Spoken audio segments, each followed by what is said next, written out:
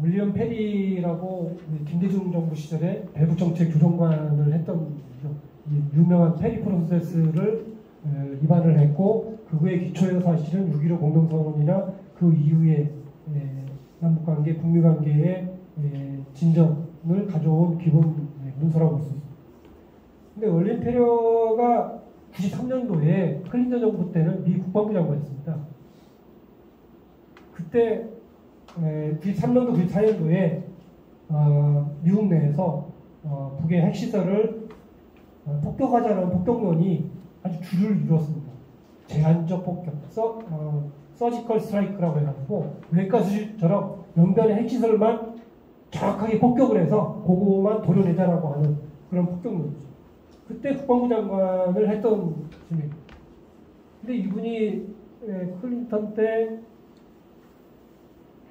대북정책 조정관, 그러니까 우리 김대중 정부 때 대북정책 조정관에 대해서 북쪽 사람들을 지속적으로 만난 이후에 하는 얘기가 저런 거예요. 북쪽의 이야기들을 일단 듣는 게 우선이라고 하는 부분을 얘기를 하는 거예요. 도대체 북쪽 사람들이 어떤 생각을 가지고 지금 저 사람들이 저렇게 목소리를 높이고 어떤 자리에서는 이렇게 얘기하고 나가서 또 이런 얘기를 하고,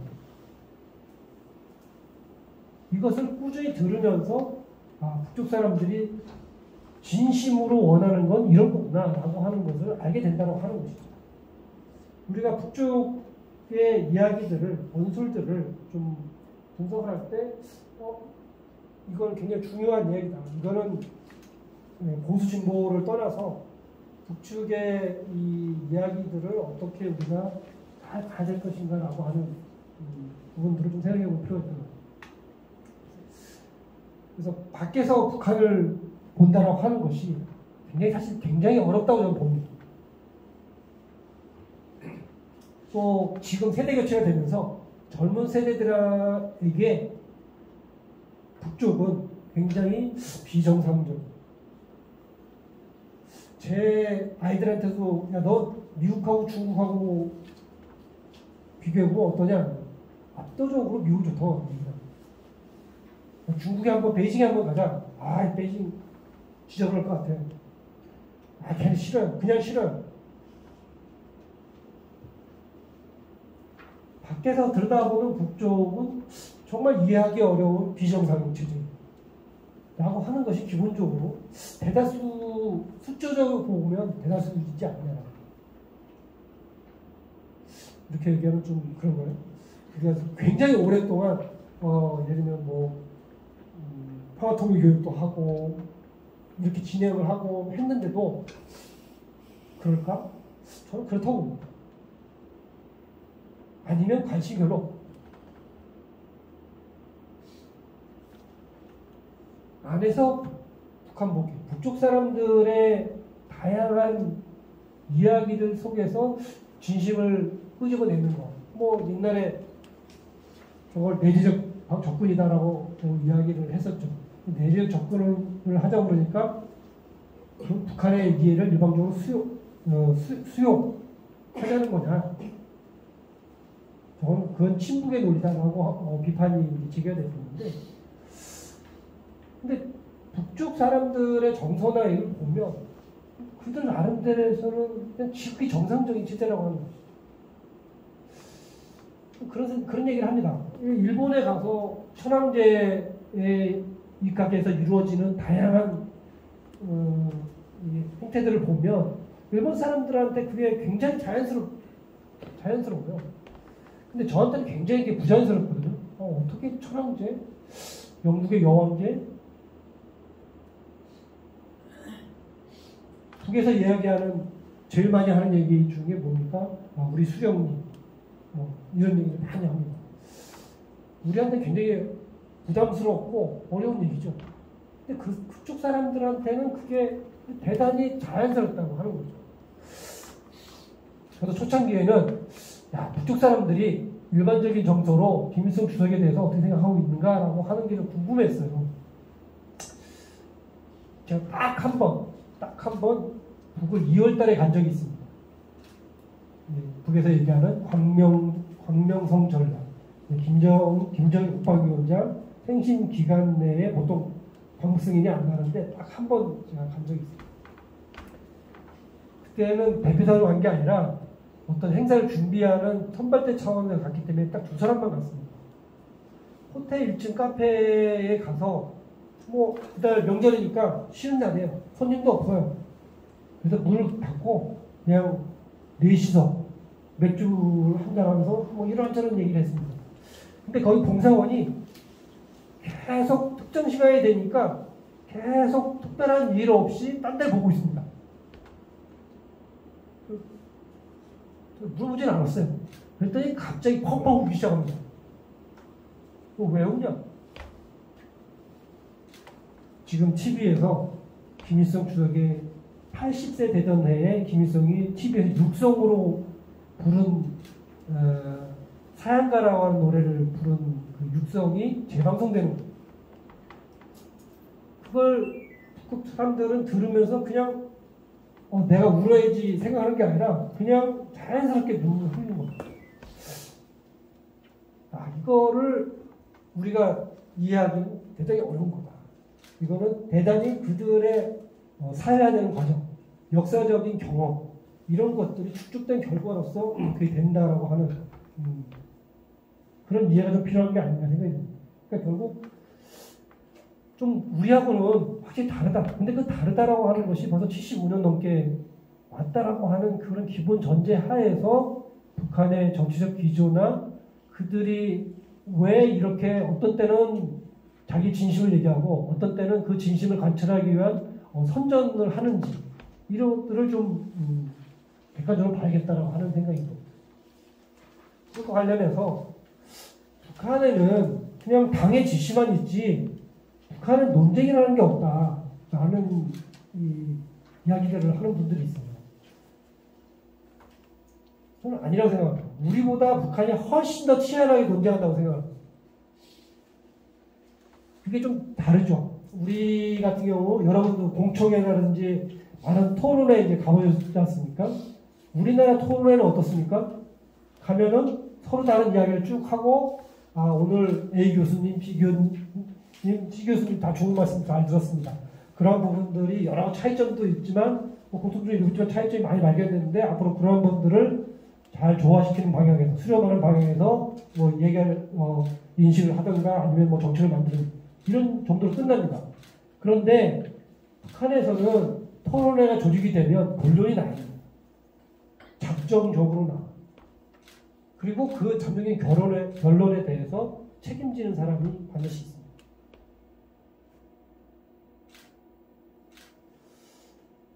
뒤에 얘기할 거를 뭐 먼저 땡겨와서 얘기를 하죠. 2019년도 하노이 회담, 참 세계사적으로 이런 정상회담이 이렇게 결렬되는 사례가 있을까라고 할 정도의 사례를 남긴 2019년도 2월 하노이 회담 결렬이 되는데 그 하노이 회담에 북이 나올 때 특히 김정은 위원장이 베트남 하노이까지 오기 전까지 북쪽 내부에서 엄청난 논쟁을 합니다. 자, 북쪽 내부에 광고한 사람들, 이른바 북한의 2세대들, 할아버지, 우리로 치면 거의 태극기 수준, 부대 수준의 인식을 가지고 계신 북의 2세대들이 야, 미제를 어떻게 믿냐? 미국은 철두철미하게 승리하기 같은 경우 믿을 수 없고 그런데 지금 미국이 그런 도장을 찍는다는 걸 어떻게 믿을 수 있느냐? 거기에 우리 지도자가 베트남까지 가서 간다라고 하는 건 말이 안 된다. 다시 수정제의해라. 트럼프 보고 오라고 해라. 평양에서 하자고. 평양으로 오면 진심이 있는 거고 안 오면 쟤네 진심이 없는 거다. 그러니까 하노이에 절대 가서는 안 된다. 이게 가죠. 두 번째, 눈치입니다. 지금 최고 지도자의 뜻이 어디쯤 있을까? 북한이 미국을 믿기는 어려운데 아직 이게 다 확실하진 않은데 그래도 지도자가 지금 뜻이 있는 것 같으니까 적당한 선에서 해봅시다. 이게 당시에 외교부의 외무상의 입장입니다. 이용호 외무상의 입장이죠. 지금 첫 번째 거는 지금 외무상을 하는 최선희 당시 부상의 입장입니다. 세 번째는 지도자가 결심을 했으니까 이 방향으로 갈 수 있도록 최대한 가야 된다. 그런데 보통 이런 걸 할 때 누가 실무담당을 해야 되겠습니까? 외무부에서 해야겠죠. 근데 북쪽 외교부가 반대파들이 많아요. 그래서 실질적으로 북미 협상은 누가 했습니까? 통일전선부. 우리 지금 통일부 업무를 맡고 있는 통일전선부의 김영철 비서, 통일전선부의 실장들이 주요하게 미국에 가서 협상을 하고 했습니다. 그런데 그 사람들은 미국에 처음 가는 사람들이에요. 미국 비자를 처음 받아보고 미국 사람들하고 얘기해본 경험이 없는 사람들이에요. 물론 김영철 비서 같은 경우에는 판문점에서 군사정전이 할 때 미국 군인들하고 이야기를 협상한 적이 있지만 외교를 해본 적이 없어요.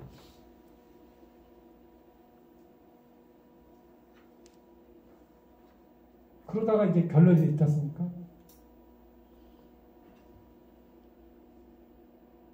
그 이후의 얘기는 이따 말씀을 드리고, 이 앞에 그 논쟁하는 과정이라고 하는 것은 북쪽에서 자기의 직책, 자기의 정치적인 생명을 걸고 하는 경우가 많다는 거예요. 요즘 우리 북한 연구하는 학계에 가장 중요한 화두 중에 하나가 사실 북한의 시장 문제입니다. 북한의 시장 경제가 확대되고 있는가? 북쪽에서 초보적인 자본과 돈을 축적한 사람들이 나타나고 있는가? 그 사람들이 앞으로 북한 사회의 변화, 북한의 자본주의와 북한의 체제의 시장 경제와 체제 전환에 어떤 역할을 할 것인가? 뭐 이런 것들이 중요한 그 분석 이슈 중에 하나인데, 이게 우리만 그런 생각인 게 아니라 북쪽에서도 시장이라고 하는 것이 2003년도에 처음으로 북한의 농민시장을 종합시장으로 국가가 인정한 이후에 북한 내부에서도 끊임없이 논쟁이 됐습니다. 크게 4계열입니다. 북쪽 사람들이 자본주의에 대해서 막 비판적으로 하고 자본주의 경제에 대해서 막 글들을 보면 굉장히 어떤 보면 직설적으로 비판을 해놨습니다. 그런데 제가 보기에는 그 비판들의 상당 부분은 그냥 막스 레닌주의에서 자본주의를 비판하는, 레닌의 제국주의론에서 자본주의의 어떤 행태나 이런 것을 비판하는 부분 구조를 갖다가 그냥 자본주의란 이런 것이다 라고 하는 경우가 많다고 생각합니다. 실제로 북쪽 사람들이 자본주의를 잘 모릅니다. 그래서 시장을 인정해준, 종합시장을 하면서 북쪽 내부에서 시장? 이건 그냥 시장 경제가 같은 말이에요. 심지어는 그래서 남북 경협 추진할 때 북측의 반장한테 북쪽에도 시장이 이제 많이 늘어나고 있다고 하는데 어떻게 생각하십니까? 시장 경제입니다. 시장하고 시장 경제는 엄청난 이론적으로 차이가 있거든요. 뭐 그런 것부터 시작을 해서 또 북쪽에 있는 보수파들은 시장이라고 하는 것은 기본적으로 자본주의가 들어올 위험성을 내포하고 있는 것이다. 그렇기 때문에 지금 현실적으로 시장을 인정하고 있지만 빠르면 빠를수록 좋은데 시장을 폐쇄 그리고 과거로 돌아가야 된다 라고 주장하는 사람들. 그래서 2009년도에 무엇을 합니까? 북한이 갑자기 화폐개혁을 단행을 하죠. 화폐개혁 실패했습니다. 실패한 책임을 지고 총살당하잖아요. 물론 화폐개혁의 정책의 실패 때문에 총살당한 건 아닙니다. 다른 이유 때문에 총살당하는데 어쨌든 그것에 책임을 지게 되죠.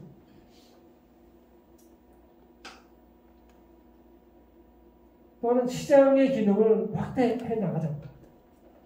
지금은 저 논쟁의 결과는 뭐라고 보면은 국가의 개입 정도를 시장이 지금 북쪽에 전국적으로 한 450개 정도 있는데 그 시장을 정상적으로 운영을 하면서 거기에 국가적인 개입이나 거기에 부정행위가 없도록 사회적인 집단적인 이 사회생활의 구조를 침해하지 않는 이런 부분들을 조정하면서 가자고 하는 것이 현재 기본적인 입장으로 정리가 됩니다.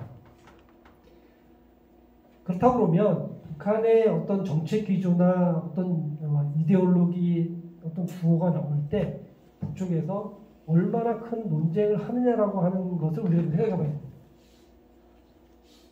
그리고 북쪽에서 어떤 얘기를 들었을 때 그것이 이 사람이 북쪽 내부에서 강경파인지 북한에 파라는 거 발 개념은 없어요. 이 사람이 이 안에 대해서 강경한 입장에 있는 사람인지 아니면 중간적인 입장인지 아니면 옹호하는 입장인지 이런 부분들을 파악하는 속에서 그 사람들의 이야기들이 옮겨지고 참고 자료가 되어 있다는 거죠. 2005년도에 제가 개성에 갔을 때 그때는 마침 노무현 대통령이 북의 대북 송전을 제안했을 때입니다. 그때 북쪽 사람한테 물어봤어요.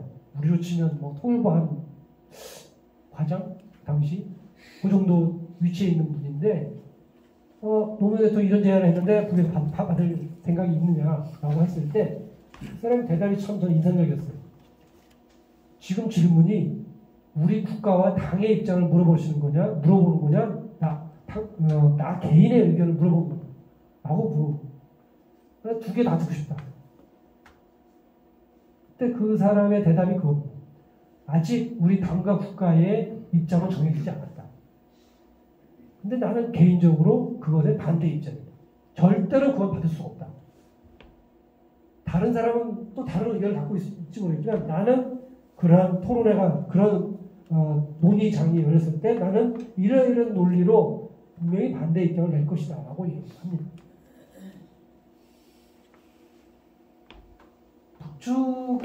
북쪽에서 지금 이제 앞으로 얘기하게 되는 경제인 노선이나 우리 국가 제일주의 같은 이런 시대를 규정한 어떤 전략적인 노선 이런 게 나올 때는 북측 내부에 저러한 굉장히 큰 또는 여러 차례의 논쟁이 이루어진다고 합니다. 그런데 일단 결정이 되면 개인적 의견은 없습니다. 일단 결정이 됐는데 개인적 의견을 내면 정치적 문제가 되죠. 장성되죠.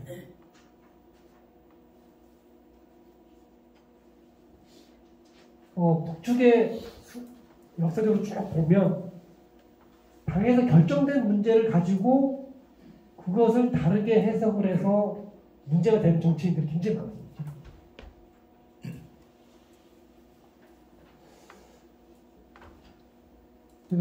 이것은 어렵지만 어쨌든 그런 문제에 조금 관심을 가져야 왜 북이 지금 저런 문제를 저런 정책을 채택하느냐라고 하는 부분을 좀 알 수 있다는 거죠.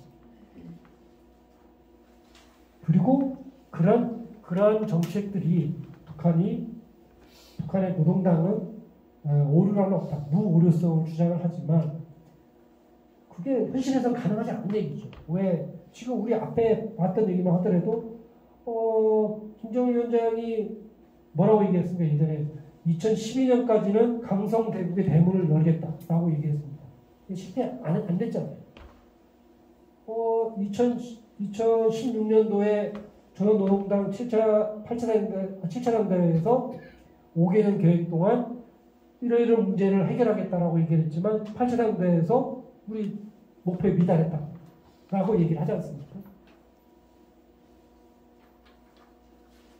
과거에 비하면 굉장히 솔직해진 것이고 저런 치열한 논쟁을 통해서 하나의 정책이나 노선이 결정이 되기 때문에 그런 부분들이 이제 미진한 거라든지 문제가 생길 경우에 그런 부분들에 대해서 책임을 지는 층이 생겨나는 것이죠.